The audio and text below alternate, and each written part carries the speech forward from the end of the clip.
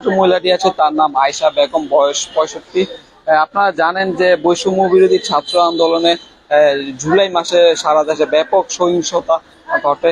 তো সে সারা দেশের মতো মুন্সিগঞ্জে কিন্তু গত 4 আগস্ট এক মুন্সিগঞ্জ কিন্তু 4 আগস্ট সহিংসতা তাণ্ডবটা একটু বেশি ঘটে।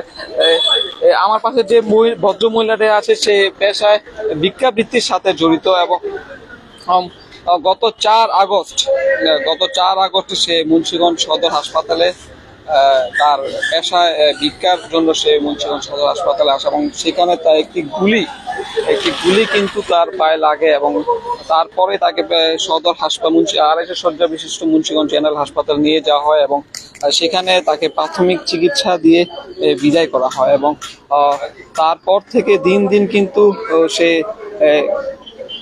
অস্বাভাবিকভাবে তার পায়ের ব্যথা বৃদ্ধি পাচ্ছে এবং সে ঠিকমতো রাতে ঘুমাতে পারছে না।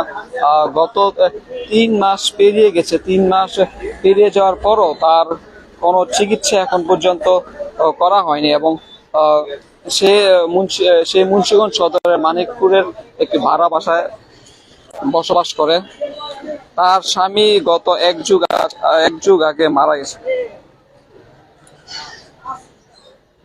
তার এই ব্যথা নিয়ে সে বেশ কিছু যুবকদের সাথে কথা বলে সেই যুবকরা কোনো উপায় না পেয়ে গত মঙ্গলবার তাকে মুন্সিগঞ্জ প্রেস ক্লাবে নিয়ে আসে এবং সেখানে থাকা সাংবাদিকরা তাকে মুন্সিগঞ্জ সিভিল সার্জন কার্যালয়ে পাঠায় এবং সিভিল সার্জন কার্যালয়ে পাঠানোর পর তার নাম তালিকাভুক্ত করা হয়েছে বলে তারা আমাদের জানায় এবং